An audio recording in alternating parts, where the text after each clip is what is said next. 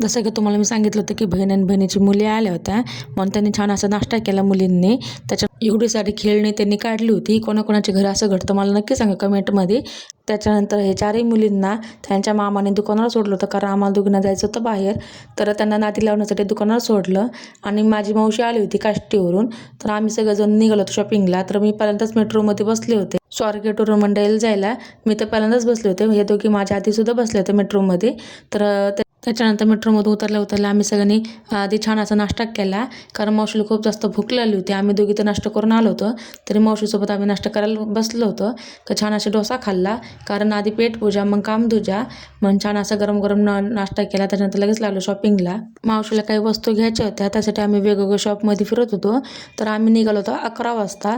तब्बल आम्हाला 4-5 वाजले ते शॉपिंग करायला. तर एक नाही दोन नाही तर तब्बल 4-5 दुकानं आम्ही हिंडलो.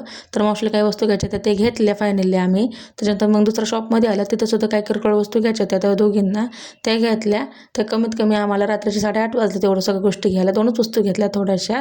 तर तेवढंच घ्यायला आम्हाला खूप जास्त म्हणजे वेळ लागला. तर तिथं छान असं उसाचाच घेतला आणि एवढी सारी शॉपिंग केली मावशीने आणि माझ्या बहिणींनी.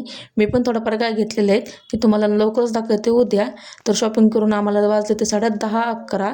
सकाळी आम्ही 11 वाजता गेलो आणि रात्रीसुद्धा तर मला 10:30-11 वाजले. ते खूप जास्त थकलो होतो. तर त्याच्यानंतर छान असे जेवण केलं आम्ही सगळ्यांनी आणि मी काय घेतलं तुम्हाला मी उद्या दाखवते. तर चला आजच्यासाठी एवढंच. भेटूया नेक्स्ट व्हिडिओमध्ये. तोपर्यंत बाय बाय.